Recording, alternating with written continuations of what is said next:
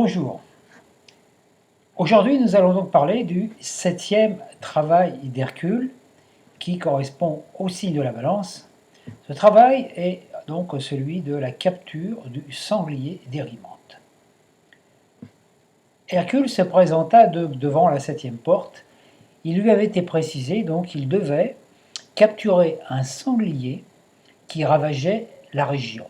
À chaque fois que cet animal passait quelque part, il détruisait tout, les récoltes, il blessait des gens, etc. Donc c'est un animal qui provoquait de la disharmonie, qui provoquait un déséquilibre partout où il passait, et donc qui empêchait la vie, on peut dire, cool et harmonieuse. Apollon avait offert à Hercule un arc, mais Hercule n'avait pas du tout envie de l'emmener parce qu'il n'avait pas du tout envie de tuer, comme ça lui était arrivé malheureusement lors de son expérience lorsqu'il avait capturé la biche de Cérinée. Il ne prit donc que sa massue, et puis il est parti de route. Il a traversé de nombreuses régions, tout en voyant autour de lui des scènes de délabrement, de terreur, des endroits qui étaient dévastés, etc.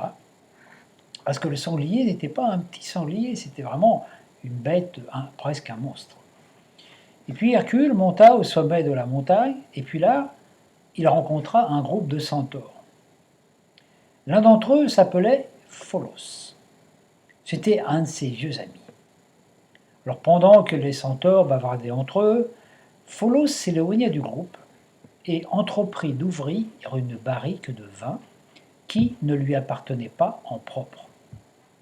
Celle-ci, qui avait été offerte par les dieux, devait être ouverte que lorsque tous les centaures seraient présents. Elle appartenait au groupe, pas à un seul, et elle devait être partagée.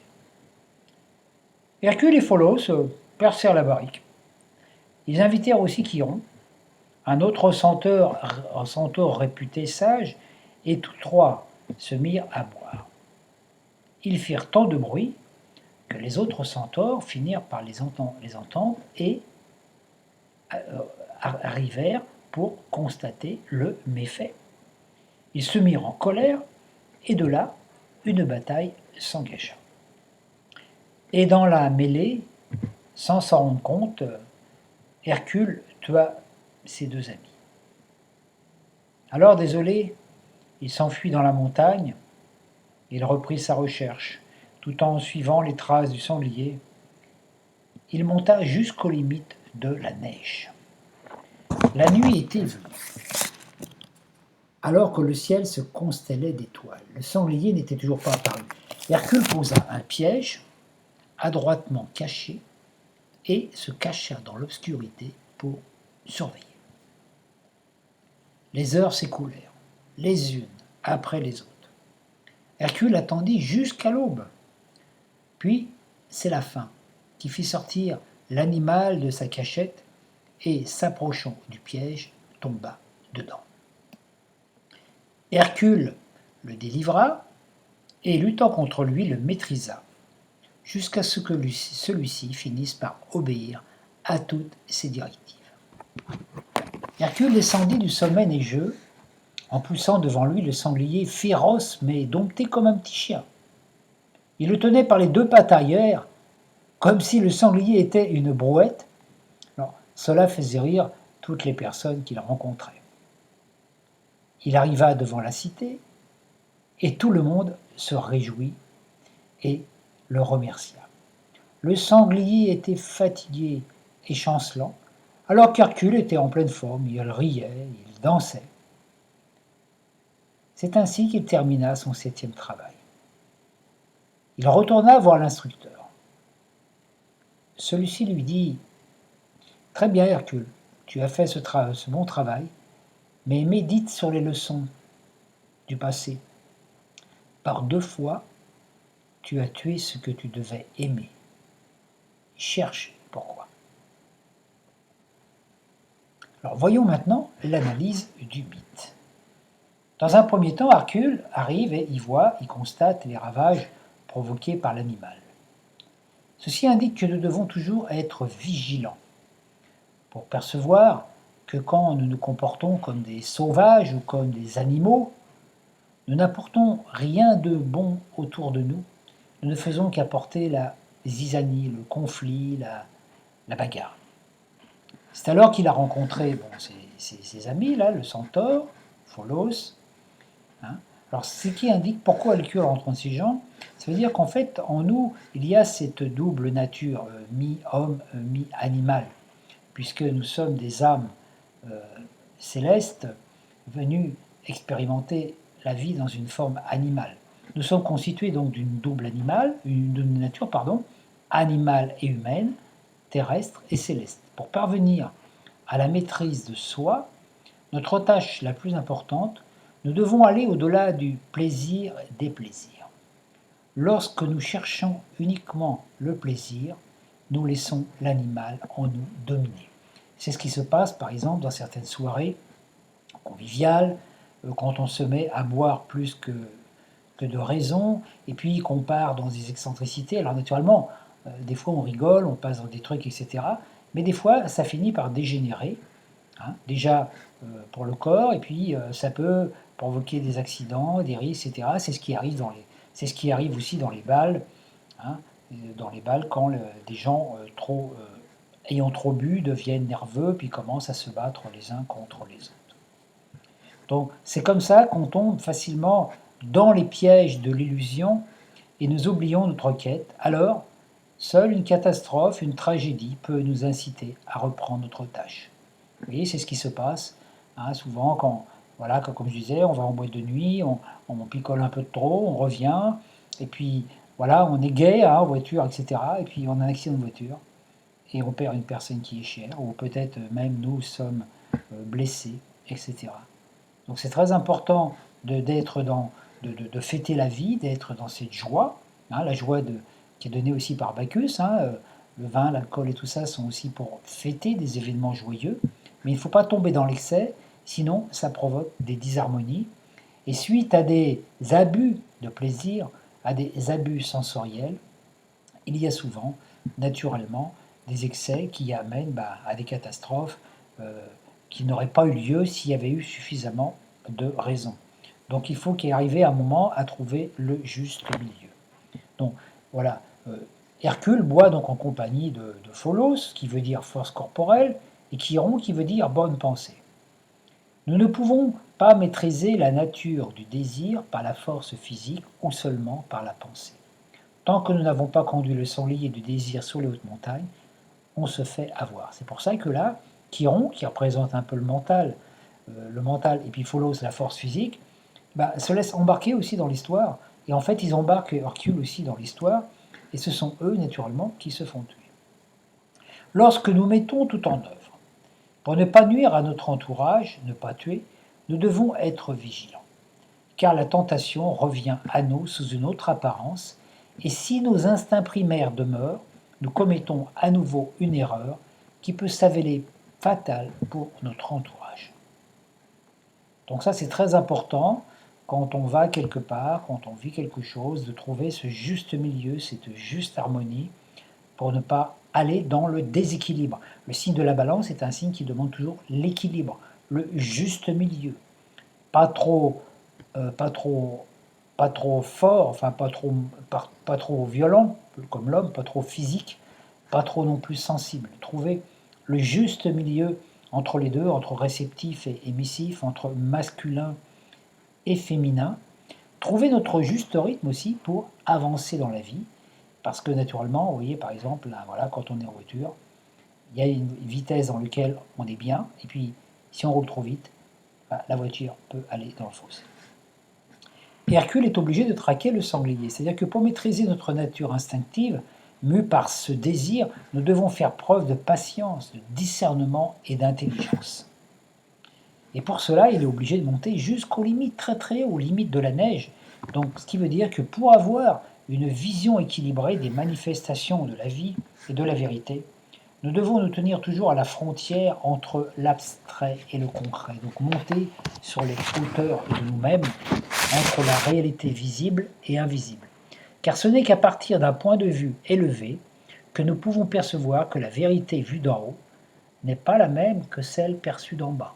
On n'a pas la même vision quand on est dans un village, dans une vallée, que quand on est au sommet d'une montagne. Ceci nous permet ainsi de sortir de toute forme de jugement, car les jugements sont toujours liés à des points de vue. La personne qui va vivre dans le village va dire: tiens, aujourd'hui il fait pas beau, il y a des nuages. La personne qui est au sommet de la montagne va dire: bah si, il y a le soleil, parce que lui, il est au-dessus des nuages. Tout est question de point de vue, et donc de jamais tomber dans les extrêmes et dans les conflits. Dès que nous tombons dans un extrême, nous basculons dans l'opposé. Trop de discipline amène la révolte et le chaos, trop de laxisme amène le chaos qui attire l'autodiscipline. Si on donne trop à une personne, elle n'utilisera pas ses propres ressources. Si on ne lui donne pas assez, elle risque de s'enfoncer dans le désespoir. Trouvez toujours le juste équilibre. L'équilibre, c'est jamais quelque chose de permanent, de statique. Il est en mouvement. Dès que nous mettons un pied devant l'autre, nous nous trouvons en position de déséquilibre jusqu'à ce que nous posions le pied et que nous relevions le pied, que nous soyons encore en position de déséquilibre. C'est notre nature humaine et beaucoup plus sensible à ça que les animaux qui, eux, marchent à quatre pattes. Donc à quatre pattes, l'équilibre est plus facile. On peut marcher sur trois pattes, tandis que nous, on ne peut pas marcher sur une patte. Donc dès qu'on avance, dès qu'on met un pas en avant, on vit on est en déséquilibre. On se rend bien compte de cela quand on est bébé, que c'est très difficile de pouvoir marcher sur ses deux pattes. Nous, on est un animal qui s'est redressé et ce n'est pas toujours très facile. Donc Hercule est obligé de poser un piège. Bon, ce qui veut dire que nous pouvons aussi bien atteindre nos buts sans pour cela dépenser plus de force que nécessaire. Il faut savoir ruser un petit peu. Quand Hercule arrive enfin à dompter l'animal. Ce qui indique que notre petit moi instinctif doit finir par se soumettre aux injonctions de notre soi. Ensuite, nous pouvons donc démontrer notre habileté à la maîtrise en utilisant des moyens insolites. Nous pouvons triompher de situations avec humour, avec, on peut dire, un certain degré d'inventivité, d'humour ou de fantaisie. Voilà. Ceux qui se croient sages et souvent imbus d'eux-mêmes et deviennent pédants, alors que les vrais sages sont spontanés, joyeux, pleins d'enthousiasme et capables de rire d'eux-mêmes. L'humour est l'arme du sage. Et lorsque nous sommes capables de percevoir le ridicule de certaines situations vécues, nous pouvons nous en réjouir et ainsi notre vie devient plus facile. C'est beaucoup plus facile que de dramatiser. Hercule arrive en riant, voilà, etc. Tout le monde est content.